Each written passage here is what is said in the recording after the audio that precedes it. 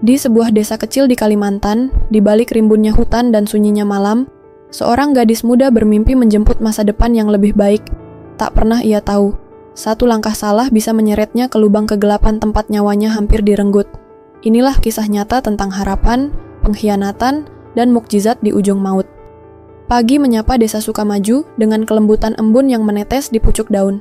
Di tengah hijaunya hutan Kalimantan, berdirilah sebuah rumah kayu sederhana, beratap seng berkarat, tempat Rina dan neneknya tinggal. Rina, gadis berusia 18 tahun, baru saja menamatkan sekolah menengahnya. Dengan wajah polos dan mata bercahaya, ia menjadi harapan kecil bagi keluarganya yang tersisa. Sang nenek yang renta, namun penuh kasih.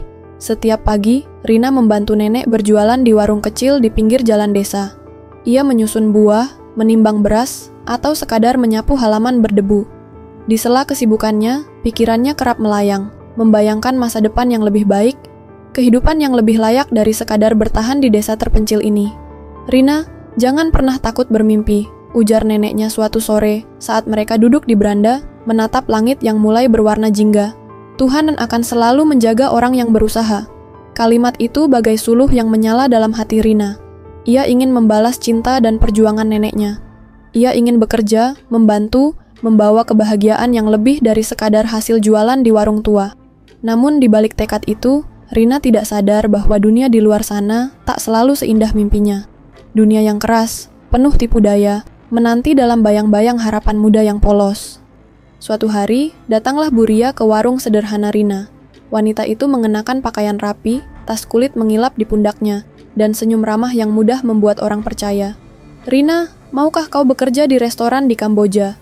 Gajinya besar, cukup untuk membangun rumah baru buat nenekmu," katanya, sambil menyerahkan brosur bergambar restoran mewah. Rina terpukau. Ia membayangkan bisa membelikan nenek kasur empuk, membayar pengobatan yang layak. Nenek, di sisi lain, tampak cemas. Ia mendengarkan dengan wajah keriput penuh kekhawatiran. Hatinya berdebar tak nyaman. "Nenek, percayalah, ini kesempatan kita," bujuk Rina, menggenggam tangan tua itu. Akhirnya, dengan berat hati, nenek mengangguk. Ia mengikatkan sepotong kain tenun warisan ibu Rina ke tangan cucunya, sebagai pelindung dan pengingat rumah. Saat Rina melangkah ke mobil Buria, mata neneknya basah, menahan tangis. Ia menatap punggung cucunya, berdoa dalam hati, agar dunia luar tidak melukai gadis polosnya. Perjalanan menuju Kamboja terasa seperti mimpi bagi Rina. Ia bergabung dengan belasan gadis lain yang seumuran dengannya, semua sama, bermata berbinar penuh harap. Di bandara, Rina mengirim foto pada neneknya. Senyum lebarnya, tas kecilnya, dan tiket di tangan. "Doakan Rina, Nek," tulisnya. Sesampainya di Kamboja, realitas mulai retak. Bukannya restoran mewah seperti yang dijanjikan, mereka dibawa ke sebuah bangunan tua di sudut kota. Cat tembok mengelupas, jendela bertirai lusuh, aroma pengap menusuk hidung. "Sebentar, ini hanya tempat transit," kata seorang lelaki berwajah dingin, mengunci pintu dari luar. Hati Rina mencelos. Tempat itu jauh dari apa yang dijanjikan. Gadis-gadis mulai saling bertanya dengan berbisik, rasa gelisah menggerogoti semangat mereka. Matahari berganti bulan, tapi janji keberangkatan ke restoran tak kunjung datang. Yang ada hanya rasa takut yang kian hari kian mencekam. Hari-hari di gedung kumuh itu berubah menjadi mimpi buruk. Makanan hanya sepotong roti basi sehari, air hanya secangkir kecil. Mereka dipaksa menandatangani dokumen dalam bahasa asing, tanpa boleh membaca. Teman-teman Rina satu persatu dipanggil keluar, dan tak pernah kembali. Rina mulai curiga.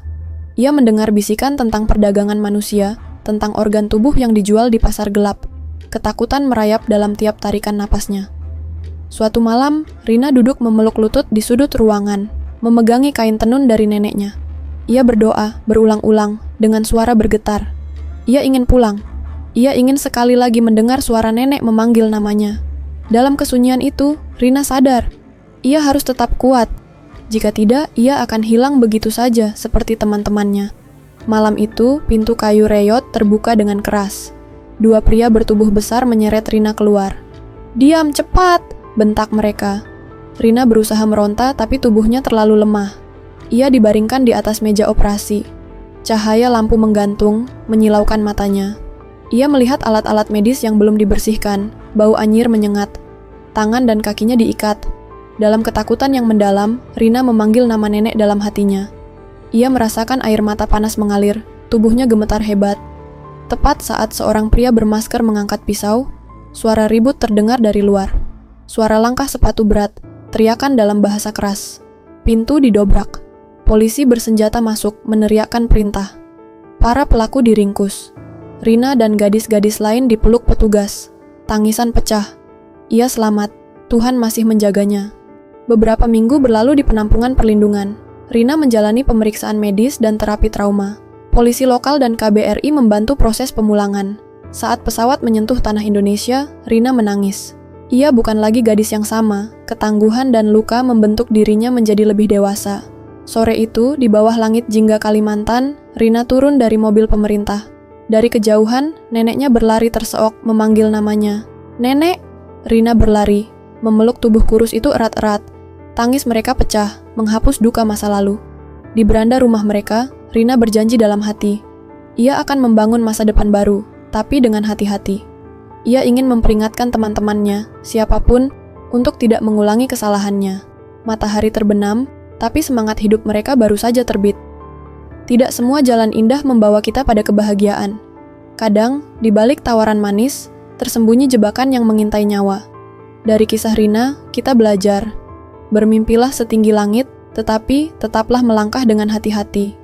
Pastikan setiap harapan diiringi kewaspadaan. Jangan pernah biarkan ketidaktahuan menghancurkan masa depan yang telah kita impikan. Lindungi diri, cintai keluarga, dan percaya. Tuhan selalu menjaga mereka yang berhati bersih.